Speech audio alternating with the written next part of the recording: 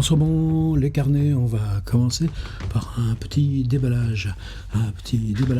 Trois enveloppes arrivées quasiment ensemble, commandées en tout cas ensemble. C'est des bouquinistes, je ne sais même plus lesquels c'est, mais on va découvrir tout de suite. C'est un livre qui s'appelle Temps Machine, écrit par François Bon chez Verdier en 1992. Et il y a un petit cachet. Bibliothèque municipale de Helenzinac-le-Christ. Ça existe. Médiathèque d'Inzinac-le-Christ. Il y a un tampon. Puis là, tu vois, réserve, tout ça. Bon, tu vois, l'avantage. Moi, je supporte plus là tous ces bradages, désherbages, machin. Ils en veulent plus. Ben, ils ont qu'à me les renvoyer, mes livres. Moi, je supporte pas. Là, c'est que tu mets des bouts de vie, et tes bouts de vie, tu les retrouves 92, 30 ans, tu vois. Alors, je ne leur demande pas de les garder, mais qu'ils me mettent un petit mot. Vous voulez pas, on vous l'envoie. Ben, ce serait si gentil. Bibliothèque. Alors, bibliothèque. Médiathèque d'Inzinac-le-Christ, je t'emmerde. Voilà, d'un livre, mais il va pas coûter cher. Et de toute façon, par contre, là, tu vois, bah, t'as le machin. Alors là, je suis R. Bon. Bah non, c'est pas R. Bon. R, c'est mon père. René Bon. C'est pour ça qu'ils ont confondu. R. Bon. Non, non, c'est mon père. Et là, surprise, déballage, 2, je l'ouvre. Hop là. Qu'est-ce que c'est François Bon, Temps Machine, Verdier 1992. Regarde, avec un beau petit graphe tagué.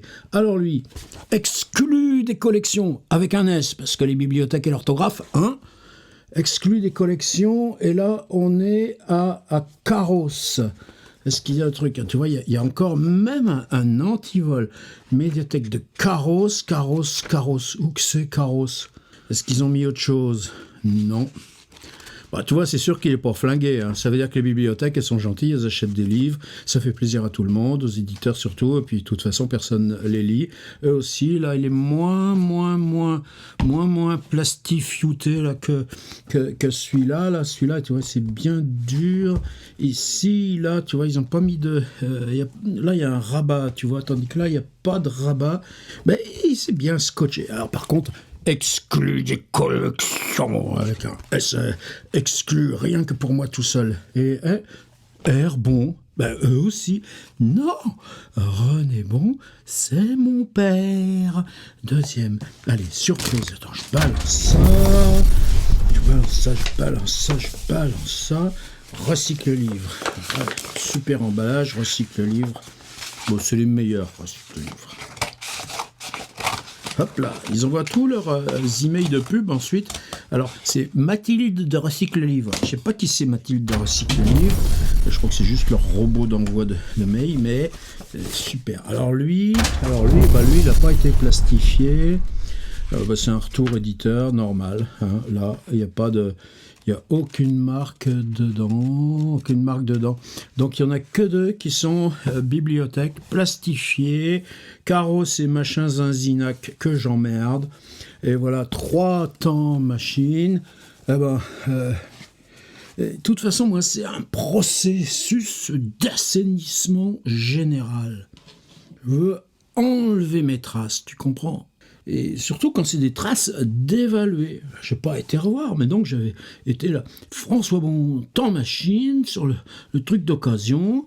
Et puis j'ai vu que là, qu'il y en avait déjà au moins 3. Alors attention, je prends très bon, hein, à condition que état... excellent, bon, très bon. Mais de toute façon, moins de 5 balles. Regarde ça à 2 balles, à 3 balles, à 1,80 €. Et là, retour à la maison, et ça va repartir pour les abonnés tiers livre à qui ça ferait plaisir. Ça, c'est normal. Hein. Le Patreon, pour moi, il va dans les 2 sens. Alors, François Bon, Temps Machine, Verdier, de quoi il s'agit? J'en ai un à moi. Alors quand je dis assainissement, c'est-à-dire que tu voudrais t'alléger, te débarrasser. C'est-à-dire que là, il est toujours dans le commerce, c'est-à-dire que tu peux l'acheter, alors comme il est à 11,50 €, tu vois, avant il était vendu 68 francs, et le 11 €, alors même il est marqué poche, alors que ça n'a jamais été mis en poche, je vais dire ni rien, mais ce livre qui a 30 ans, bon, je pense que Verdier doit encore en avoir 20 ou 30 ou 40 dans un carton. Bon, comme personne ne le demande, évidemment, ça peut durer longtemps comme ça. Moi, on n'est plus trop en contact, alors que moi, je les aime bien. Enfin, pas tous, mais au moins une. Mais je devrais leur dire, mais moi, ça me ferait tellement plaisir, puisque vous vous en occupez pas. Puisque vous, bon, de toute façon, une fois tous les 2 ans, quand ils y pensent, là, tu reçois là, 130 balles là, sur plus les, je sais plus quoi, ces prisons qui marchent ou mécaniques qui marchent, tant mieux. Et les autres, ça leur sert à rien. Bon, moi je m'aime, si vous avez 20, 30 ou 40 encore qui vous restent, moi je rachète le stock, c'est pas un problème. Mais au moins, moi je m'en occuperai des livres. La preuve, c'est que sur mon site, et aussi là, pareil, idem pour les abonnés Patreon, il y a une version numérique de Temps Machine en EPUB, et j'ai rajouté au moins un texte sur le Baba Atomic Research Center à Bombay en 1979-1980. Alors de quoi il s'agissait ? Je crois qu'on m'avait demandé un texte sur l'usine, mais alors comme moi j'ai jamais tenu de bibliographie et tout ça, c'était dans une revue, alors j'ai totalement oublié. Et j'avais appelé ça Fantôme. Et moi, l'usine, j'ai travaillé de 77 à 80, en gros, c'est 3 ans, quoi. C'était 3 ans de vie salariée. Avant, à 60 ans, j'ai repris la vie salariée jusqu'à 66 dans l'école d'art. Mais bon, sinon, 3 ans salariés dans la vie. Alors, t'imagines la retraite que t'as à bout. Bon, c'est pas grave, on va pas raconter ces histoires-là. Mais là, une revue m'avait demandé. Et là je commençais à être un peu, tu vois, il y avait eu l'enterrement chez Verdier, il y avait eu 3 bouquins chez Minuit, il demande un texte où il s'agissait de reparler des usines. Et là moi, j'avais ce texte-là qui s'est appelé Fantôme, c'est-à-dire qu'est-ce qui était usine fantôme que je portais encore. Et quand c'est venu, ces alternances de blocs paragraphes, fantôme que le hall où on marchait tous les jours, tandis que grandissait au centre et tout du long le premier assemblage des structures. Ça, c'était l'usine Siaki à Vitry, machine à souder. Et puis, de l'autre côté, il y avait une alternance où je parlais des bizutages arts et métiers. Témoignage que dès le premier matin sur les 6 heures, cela sembla d'une horde hurlante. Il se précipitait en criant dans les couloirs, les portes repoussées violemment contre les murs claquaient. Aussitôt, il renversait les lits. On était dans les chambres par 4, sommiers de fer, pas plus larges que le corps, avec des couvertures brunes, une armoire chacun remplissant le long bâtiment de 4 étages. Et j'ai commencé ma vengeance de ces bizutages arts et métiers qui continuent toujours. Et donc ce texte, moi, de jeu, là, ce que je retrouvais, c'est comment la langue... Et oui, mais c'était 10 ans après sortie d'usine. Donc j'étais en possession de ma langue. C'est pas le cas quand tu fais le premier livre. Et donc, voilà, tu fais pas un livre là, avec 10 pages. Et ensuite, là, franchement, je sais plus. Est-ce qu'on m'en a demandé ? Il me semble, par exemple, là, le dernier, qui s'appelle « Aux morts », d'un monde emporté vivant dans l'abîme et nous accrochés au rebord qu'il avait requis et modelé pour lui, la résistance même où il nous fallait se dresser pour tenir, contribuant à nous figer debout dans sa perte trop vite advenue. Là, ouais, c'est-à-dire comment, dans cette idée de stance, je dirais pas poétique, mais où tu acceptes la force lyrique de la prose pour revenir là, ce qui peut advenir au fond des entrepôts et des guichets où on vous colle comme les livrets du temps de la fin des rois absolus, l'uniforme de l'empire d'argent qui vous rémunère. Je commençais à lire Saint-Simon aussi à l'époque, c'est pour hasard. Le monde est fragile et s'alourdit, les morts sont dans les immeubles et attendent, ils descendent dans les villes au soir, les morts débordent parce que même dans les cubes de tôle des campagnes, on les rejette à côté pour ne plus servir de rien. Ce n'est plus un siècle à main, les morts restent là debout, c'est pire encore de les voir non plus hurler ni se plaindre, mais attendre, là, dans les entrepôts, l'encombrement obligé des salons autour du téléviseur, la quasi-loi accrochée au mur, etc. je crois que j'en ai rajouté de moi-même. Alors, ceux que j'ai rajoutés de moi-même, c'est-à-dire se dire, là, tu vois, c'est en écrivant ce premier texte, et peut-être un autre que j'ai rajouté. Il y a eu Stuttgart. Stuttgart, on avait eu une super résidence. On y était parti. Waouh, à 6 avec 4 enfants. Quelqu'un de Stuttgart était parti faire prof au Brésil pendant 1 an, et nous, on avait cette invitation. C'était une plus belle année là, dans l'accueil, l'élégance de l'accueil, là, Rüdiger, Stefan, etc.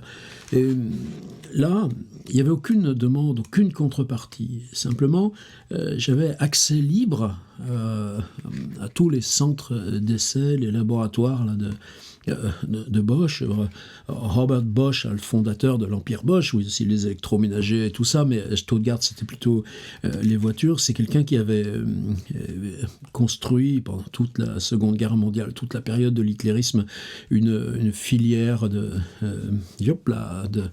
pour mettre des personnes juives à l'abri, et qui a légué en fait tous les bénéfices il a fait une fondation. Cette fondation, elle a pour tâche de propager l'amitié entre l'Allemagne, la France et la Pologne. Je m'en souviens bien, avec surtout un accent sur la santé. Alors je ne sais pas ce que c'est devenu ensuite après Rüdiger, mais nous, donc, on était là en tant qu'auteur invité. Et pour moi, c'était ça. Le texte s'appelle Retour usine.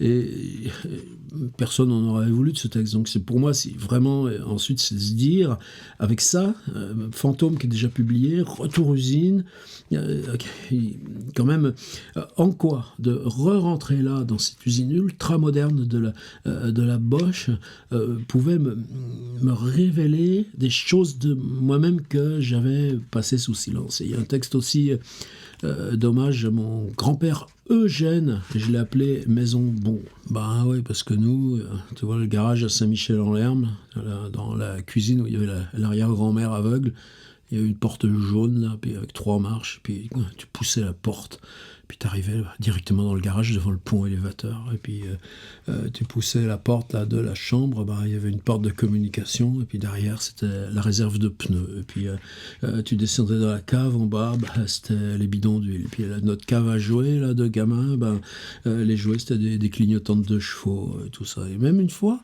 tu vois, on avait eu de la neige là, dans mon enfance, une fois. Et il y avait une espèce de tas de pneus au fond, là. Et dans un capot de 2 chevaux, on avait fait des sports d'hiver en dévalant le tas de pneus dans le capot de 2 chevaux avec mon frère. Voilà. Alors, ça, c'est Temps Machine. Et pour moi, ce qui avait été sérieux, là, tu vois, il y avait le texte sur la Bosch. Et il y avait ce texte-là, Fantôme, avec l'usine Siaki de Vitry et les trucs des arts et métiers. Et c'était de me dire, voilà, t'as quitté ce monde il y a 10 ans, probablement tu ne reficheras jamais les pieds. Et ensuite, il y a eu Fos-sur-Mer, avec les ateliers d'écriture et le documentaire, là, Un champ acier. C'était bien plus tard, c'est en 2012, encore 20 ans quasiment après ce bouquin. Se dire, pendant que tu t'en souviens encore, écris le détail. Va chercher le détail. Écris pour t'en souvenir.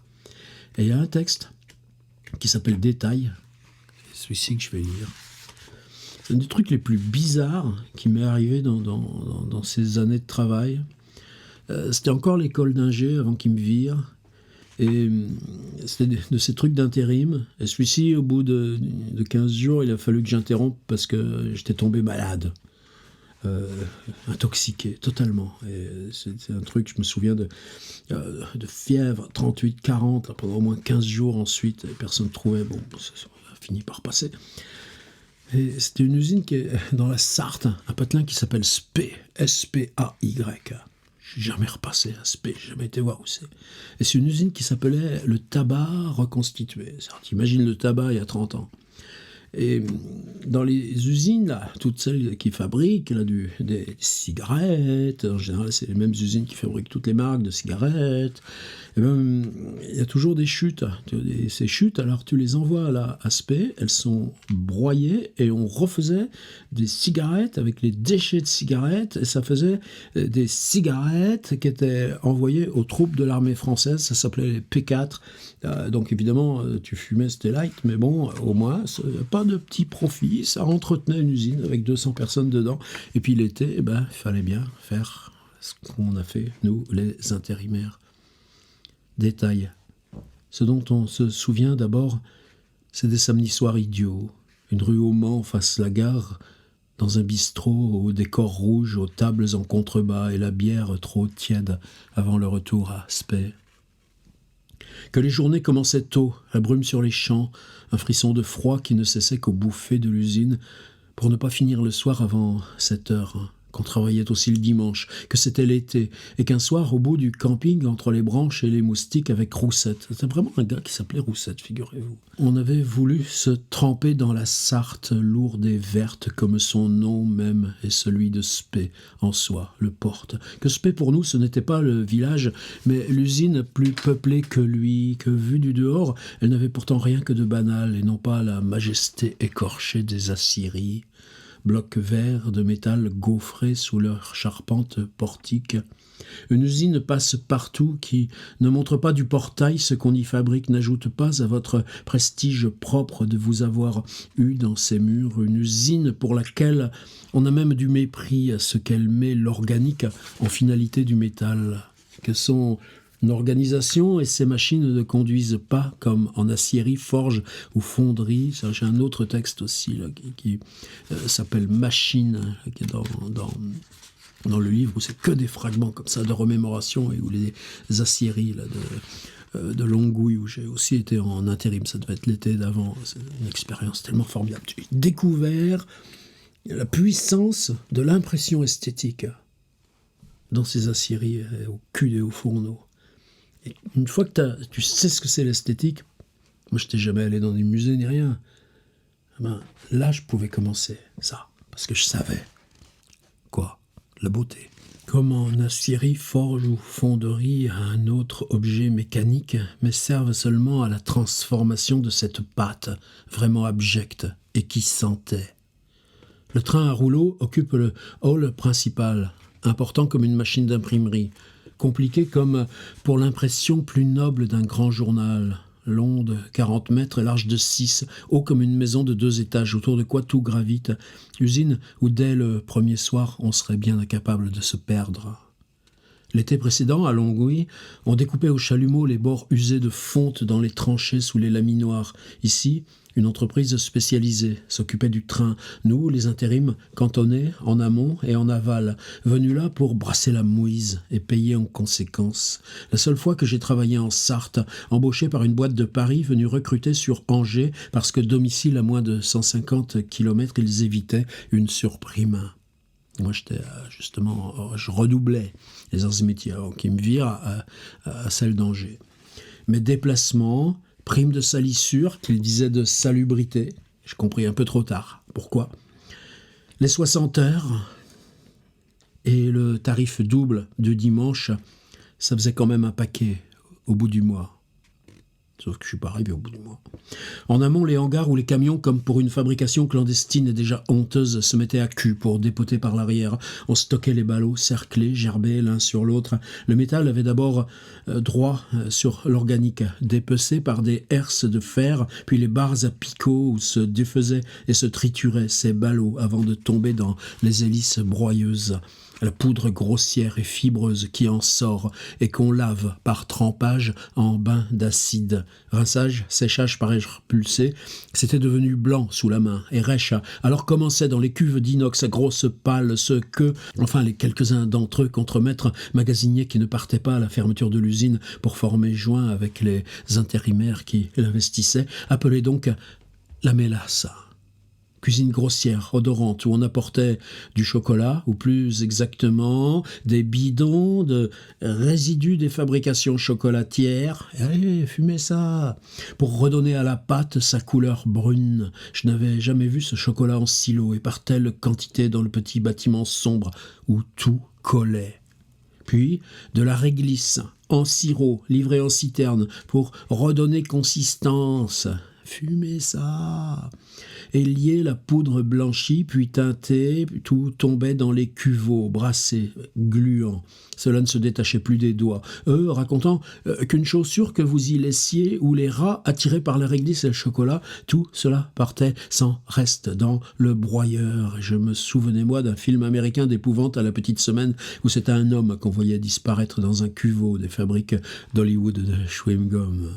Étalé, calibré, séché, la pâte enfin partant dans le train à rouleau, traité comme un vulgaire papier d'emballage sur de grandes bobines pour que, redécoupée en fin de cycle, elle revienne au même camion qui l'avait apportée et reparte dans les usines de cigarettes. On nous a mis d'abord aux cuves. On ne se connaissait pas. Lui, un gars de Roubaix-Tourcoing, nommé donc Roussette, je m'en souviens. Il avait une R8 Gordini, c'était encore l'époque, qualifié soudeur, mais qui n'avait pas trouvé mieux, et racontait pour se justifier une histoire de fille à retrouver après en Bretagne, que c'était la route, tu parles. L'acide servant au lavage de la pâte. Fumez donc ça. Circulait dans des conduits à 70 degrés. Les cuves étaient sous le toit, à 15 mètres du sol. On y accédait par des échelles de fer pour descendre par un trou d'homme tout au bout. Le circuit arrêté depuis 3 jours. La tôle passait encore les 35 degrés. La cuve principale faisait 12 mètres de long, 3 de diamètre. On a touché nos 2 meuleuses, grimpé là-haut, nos arrivées d'air, descendu une baladeuse. Une couche rouge de rouille faisait sur la paroi des agrégats spongieux qu'on enlevait centimètre par centimètre en raclant avec le disque hurlant d'amiante. Tu comprends pourquoi là, maintenant j'aime plus, moi, j'ai jamais aimé le bricolage et tout ça. C'était travailler dans un tambour. La tôle criait à en trembler sous les pieds. On a mis 3 jours, à 10 heures par jour, 2 bons hommes, sortant toutes les 2 heures, respirés par le trou d'homme comme des phoques, en sueur, ou juste accroupis de temps en temps au fond. La meuleuse pesait dans les bras, le pied glissait sur la paroi ronde, et la baladeuse, en remuant là-bas sur son fil, nous faisait des ombres de fantômes.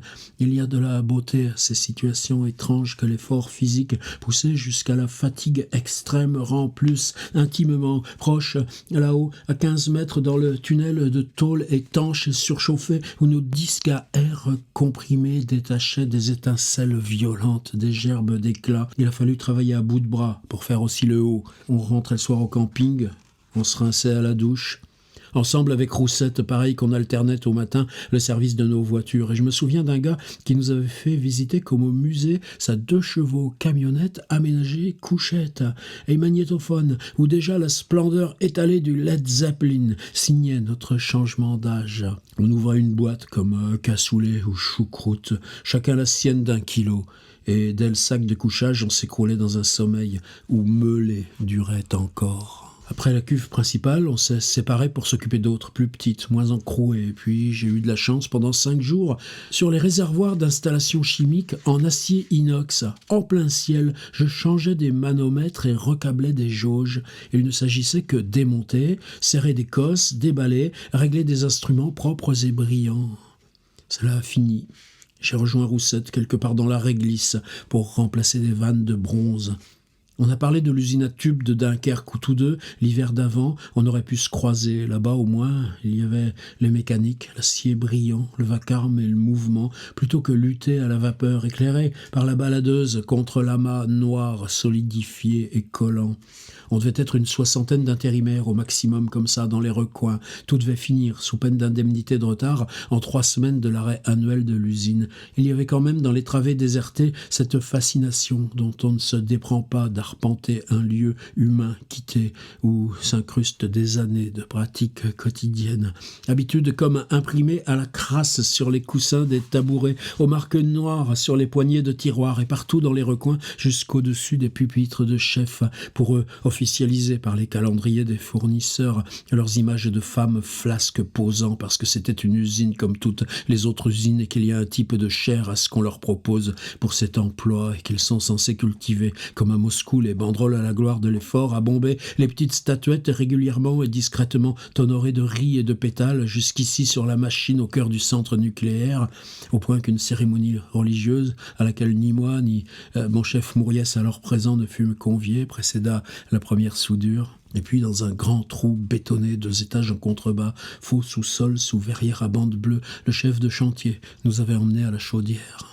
Il restait 10 jours, 10 nuits, 2 dimanches, et on serait cantonné là, pour la circulation de vapeur sous pression, et le grand flux exigeait d'eau chaude. 3 chaudières fonctionnaient en parallèle, 2 étaient maintenues sous pression, et c'était cette année le tour de celle-ci d'être refaite.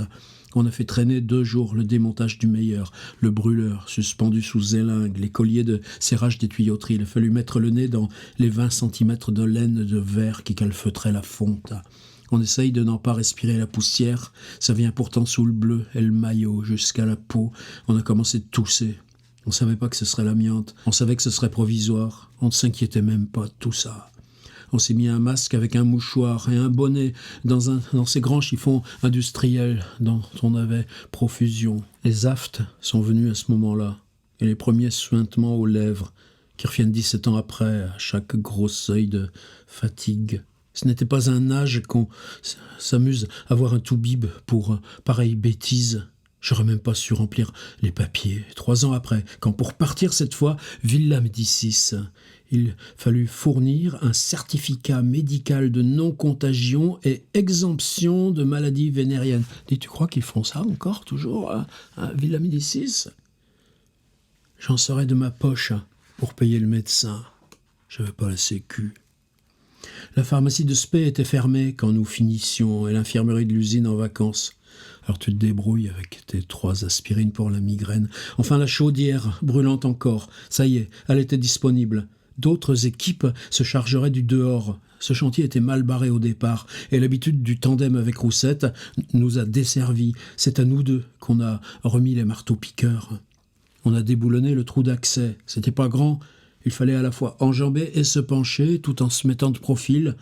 On fait les imbéciles.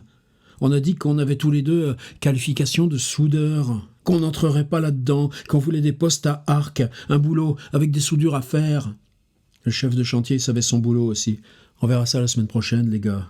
Je vais m'arranger, je vous promets, juste vous commencer. Ou ce genre de sauce.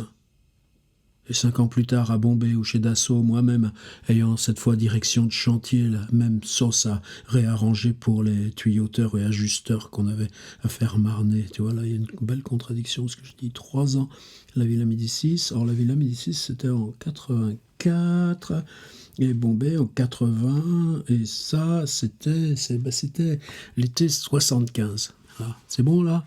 Ça te va? La chronologie? C'est pas celle du livre, oh, qu'est-ce que tu veux? Pas très grave. La même sauce à réarranger moi-même pour les tuyauteurs et ajusteurs que j'avais à faire marner. On a temporisé, mis du temps, le plus possible pour aller chercher l'outillage. Depuis 24 heures déjà, je n'avalais plus. La fièvre ne tombait pas, mais j'étais payé à l'heure. Encore une fois, on a rabouté le caoutchouc raide des rallonges d'air comprimé, on a mis la baladeuse et rampé là-dedans. On avait une combinaison spéciale, un casque. Le premier marteau-piqueur a fait éclater sur la paroi du fond en poussière épaisse rouge le réfractaire poreux et durci, une triple couche de briques collées l'une à l'autre par le jet de flamme permanent du brûleur, 3 ans durant à 1500 degrés. On n'avait qu'à démolir et nettoyer. Des maçons viendraient refaire le nouveau revêtement. Au bout d'un quart d'heure, on voyait plus, on respirait plus. Pour voir, le chef a dit que c'était pas la peine, qu'on n'avait qu'à arrêter quand on entendait sous le marteau la tôle. Pour respirer, c'est lui qui a eu l'idée, parce que, paraît-il, les autres années, c'était comme ça que les gars faisaient. Un tuyau d'arrosage en caoutchouc qu'il a amené, coupé en 2 au milieu, chacun sa moitié. On en mettait un bout dans la bouche, on laissait l'autre bout à 6 mètres de là, hors de la chaudière, agrippé par un tortillon au brûleur. Mais c'est que pour 2 jours, il nous a dit. Et 20 heures d'affilée, on a descendu au piqueur les étages de réfractaire, la machine lourde secouant dans les bras et le choc de fer du pic dans ses allers-retours rebondissant dans le fond de son carter où s'inversait la pression d'air pour repartir, enfoncer la brique, continuant dans la tête malgré le casque et le coussin sur les oreilles, ça passait par les os. On avait donc fini lorsqu'à la nuit commença le délire. Les furoncles avaient gagné avec tout le bas du visage, l'ensemble de la bouche. J'ai vidé le tube d'aspirine, démonté la tente canadienne. Je suis parti sans même prévenir ni Roussette ni le chantier. Je n'aurais même pas eu la force pour plus que ce que j'ai fait, rouler 3 heures avec 42 fièvres et le mal sur les routes désertes d'avant l'aube. Le médecin que j'ai trouvé a ordonné des piqûres, parlait d'une saleté sans doute ramassée cette fois où, sans plaisir, je m'étais trempé pour voir dans la rivière presque immobile. Tu parles. Je me souviens plus des 3 semaines qui ont suivi, sauf comme cela tournait du sentiment qu'il y a à ne pouvoir soulever son propre bras. Je ne suis jamais retourné à Spé. 300 personnes travaillaient alors au tabac reconstitué. Les fibres des ballots de départ, décapées, lavées par l'acide, broyées, teintées, amalgamées, puis malaxées, recuites avant le laminage et l'embobinage dans le train à rouleau, sont incorporées à un taux d'entre 8 et 14% dans la fabrication des différentes cigarettes de marque, françaises ou étrangères. Et voilà ce qu'on fume. L'usine marchait bien, et mieux encore avec les allégés. Reste dans le sous-sol bétonné sous verrière la sensation de l'humanité vue depuis ses chaudières et la propre idée de soi dans le four, le corps au bout du piqueur. Pareil agrandissement de détails possible pour chaque semaine, chaque tôle, chaque outil du monde disparu des machines, et cette fois qu'à Longwy, 1 an avant, j'avais d'un coup ripé de clé à molette claqué mes lunettes. L'œil blessé superficiellement, mais il fallait l'examen pour avoir droit au remboursement des verres. Traverser la Syrie vers les secours, la main sur le visage, courant presque, le monde entier vu donc brouillé et d'un seul œil. Puisque le sang, ça avait pu durer 7-10 minutes, mais l'usine entière alors dessinée par taches de couleur sur un mur aux millions de visages et bras gigantesques de grues ou traverses et charpentes roulantes sur le bruit incroyable d'une percussion terrible, et même de ça, Roussette, Spé et les lunettes tâchaient de s'agrandir un peu. Voilà, temps machine, je portais ça à Bobillé de Verdier. Elle me dit, on le publie. C'est 93, c'est sorti. Ah oui, remerciement à l'immature, autrement et pluriel. Alors, l'immature, je me souviens, parce que je vois encore ce qu'ont fait les gars. C'était 2 gars de Normal Sup à Fontenay-Saint-Cloud, là, qui avaient cette revue. Donc, c'est chez eux qu'était paru donc, ce premier texte, là, Fantôme. La revue Autrement, alors là, chez Autrement, lequel texte j'avais peut-être celui qui s'appelle Machine. Celui qui s'appelle Machine, c'était juste, c'est bloc souvenir. À Moscou, les alignements d'antiques fraiseuses, les femmes qui y étaient préposées, la citerne de Gvass à 5 kopecks le verre, le repas qu'on nous amenait chaque midi, sur la machine même où on nous tendait une nappe blanche et que le menu 2 mois durant n'avait pas varié ni les banderoles à la gloire de l'effort qui les accrochait encore aux charpentes. Et la revue Pluriel, alors là, ouais, je m'en souviens, parce que la revue Pluriel, c'était un gars qui s'appelait James Tano. C'est la même génération que Alain Girard Dodou, Henri Martin, Christian Torel et Jacques Forest à Metz, ceux qui avaient créé ce groupement de librairie qui s'appelait L'Œil de la Lettre. Et James Tano, c'est un ancien militant, Ligue communiste, choses comme ça. Et donc sa librairie, d'abord, s'appelait La Taupe. Puis après, c'est les éditions de Minuit qui plus... Non, on va pas continuer d'appeler une librairie La Taupe, là, dans les années 90. Donc la librairie s'était appelée Pluriel, et je crois que justement c'est lui là. Et tu sais, moi j'écrirais bien sur cette usine là qui est à Spé, juste à côté là. Et c'est probablement là. Voilà. Et tu vois, c'est question de la mémoire. Et remerciements à la Robert Bosch-Stiftung de Stuttgart, septembre 91, juin 92. Allez les abonner, si ça vous intéresse. J'ai ce bel exemplaire là de Temps Machine qui vient de la médiathèque d'Inzinac-Locrist. Je sais pas où c'est, mais je le répète, je les emmerde. Des fois, ça fait du bien de parler un peu de son boulot et de parler de ceux des autres.